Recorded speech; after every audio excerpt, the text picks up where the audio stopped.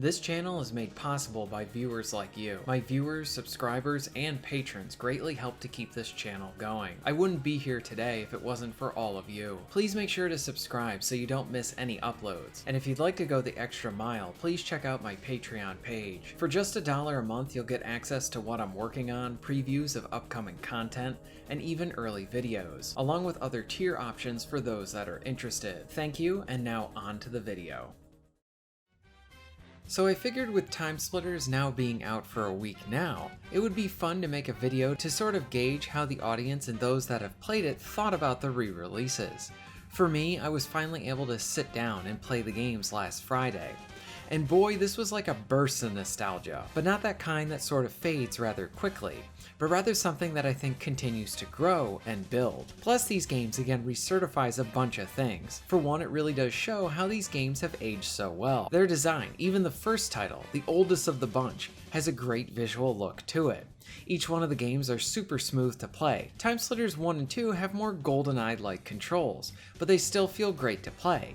And then you have Future Perfect being more modern, but across the board you get 60 frames, something that we don't even see in many modern titles now. And let me tell you, I really don't care what your games look like. Every day I will prefer having 60 FPS over anything else. It just feels better. Timesplitters shows that they did so much so well, and it's honestly a shame that this series never got a fourth entry. But now with easier access to the trilogy, more people can experience this special series.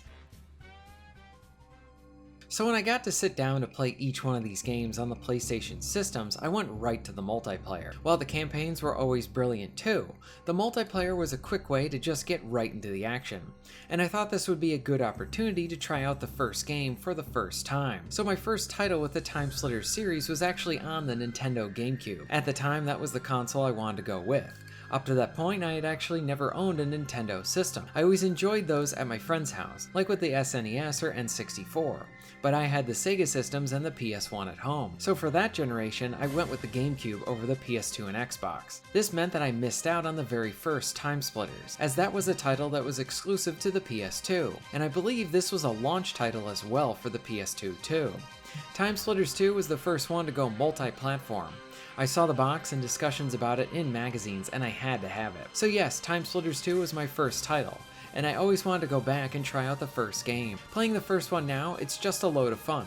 Yes, it does look the oldest, almost like a game that has an N64 look to it, but with smoother performance and some of that early power from the PS2. I cannot express enough how much fun this is. The action is quick, fast, and very satisfying. Something stuck out to me while playing the initial entry was how there were weapons that we saw here but never saw again in the series. Stuff like certain pistols or even a blunderbuss. It made me appreciate how each one is similar and great, along with having some awesome little things that make them each their own out of these three games. Yes, Timesplitters may look dated, but at the same time, I like this look. I also like taking another step back. In hindsight, if I knew about the launch titles at the same time with Timesplitters 1, this might have really beaten out the other games. Especially at the time, I was always looking for a game that provided both single-player fun, along with those split-screen multiplayer or co-op options as well. Those were my big go-tos for when I had friends come over.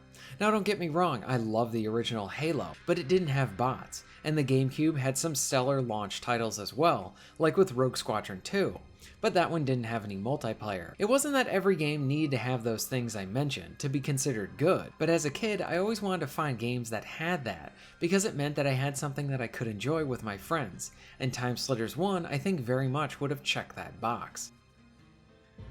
Timesplitters does feel like a game or rather series that always seems to be trying to provide more to the player. Where many AAA games today feel like they are nickel and diming you at every corner, asking the player to pay more for their game, especially for features that used to be normal like additional modes, unlocks, characters, maps, and more, and now companies just want you to pay more for it. Timesplitters always seems to be like, hey, we packed this thing with so much meaningful gameplay, and this is the best we could provide you with at the highest volume. Playing all three of these games back to back in one night, swapping between the multiplayers, it was really impressive seeing the graphical upgrades that these games received, and it was all within the same generation. 1 to 2 was a big jump, but if you look at 1 to 3, that is a huge jump and really impressive what was able to be done there. It's little things like this that makes you appreciate something more when you look back on all three of these games and playing them back to back. Another thing to note too is that Timesplitters 2 does not seem to be broken for the PS2 version. So on the Xbox consoles, when they made Timesplitters 2 backwards compatible, it was really nice, but then when I played it, it felt like something was off, especially with the aiming. I hadn't played it in years, so maybe I thought this was just how it was and it was very dated. I felt like I couldn't have any precision, and it was in dire need of being able to lower the sensitivity. So a friend of mine played it together with me on my Series S, and we both felt like something was off. Found out that essentially Xbox messed up when making this game available again. I think it's something to do with the porting that resulted in the aiming being wildly too fast. And since the game does not allow for any sensitivity options, honestly the second game is kind of unplayable now on the Xbox. So I'm happy to report that Timesplitters 2 plays like how it should be, and how I remember it being. It's smooth and awesome. So now we have the Timesplitters games back. It's an awesome surprise and pretty cool to see these awesome games return in some official capacity. They hold up incredibly well. Games used to be better back then, and this is a huge reason why. While it is disappointing that there is no option for online multiplayer, like we had with Future Perfect, oddly enough, the menu options are still there, they are just grayed out. This is something I find myself thinking more and more about. I really wonder if this new porting company continues to make more older games available. There might be a possibility to essentially turn on the online for some of these older games. Timesplitters would be really cool to try out online, since I never actually got to play them online back in the day. Like I said, I originally owned these games on the GameCube, so there was no online there. Then when I got an Xbox late in the cycle, I bought them again, but I wasn't really into that online stuff at the time. Even so, if you're a new player, you are in for a real treat here. If you long for something like GoldenEye or Perfect Dark and never played these, then you should start with 1 or 2. If you want something a bit more modern, then maybe go for 3 for your first game. Either way, you really can't go wrong with any of these games. Sadly, these games don't seem to have any trophy options either. I know for some this really doesn't matter, and honestly the games themselves provide you with so many things to unlock and do that you'll continually be rewarded as you play the game. Though I can understand the frustration for those that want those trophies, when they should be there but currently they are not. I wonder if they'll be added in the future or something like that.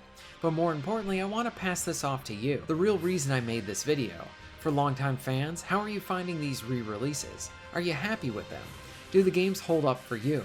What's the first one you started playing again? And for those new to the series, how are you liking it?